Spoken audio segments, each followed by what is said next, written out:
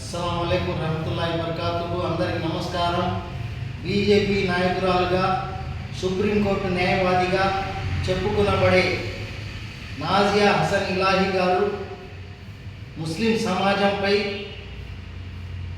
Prophet Mohammed రసూలుల్లాహ్ సల్లం గారి గురించి అనుచిత వ్యాఖ్యలు చేయడం జరిగింది.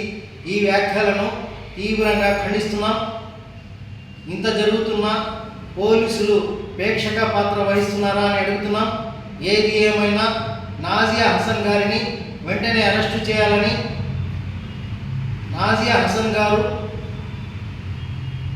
ముస్లిం సమాజాన్ని గవర్నమెంట్ సెక్టార్లో కానీ ప్రైవేట్ సెక్టార్లో కానీ ఏ సెక్టార్లో అయినా ముస్లిం సమాజానికి ఉద్యోగాల్లో అవకాశం కల్పించకూడదని బహిరంగంగా చెప్తున్నారు. రెచ్చగొట్టే ప్రసంగాలు చేస్తున్నారు. ఏది ఏమైనా నాజియా హసన్ గారిని నిలువరించే బాధ్యత పోలీసులు చేపట్టాలని కోరుకుంటున్నాం.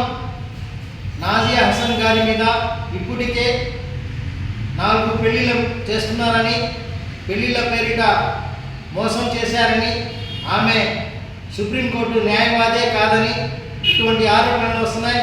ఏది ఏమైనా పోలీసులు నిష్పక్షపాతంగా విచారణ జరిపి ఇటువంటి రెచ్చగొట్టే ప్రసంగాలు చేయకుండా ఆపాల్సిన బాధ్యత పోలీసులపై ఉందని తెలియజేస్తూ, భారతదేశం నాజియా హసన్ గారి రాజ్యాంగంతో నడవదని, ఇంకొకరి రాజ్యాంగంతో నడవదని, డాక్టర్ బాబాసాహెబ్ గారి అంబేద్కర్ రాసిన రాజ్యాంగంతోనే నడుస్తుందని తెలియజేస్తూ అందరికీ ధన్యవాదాలు.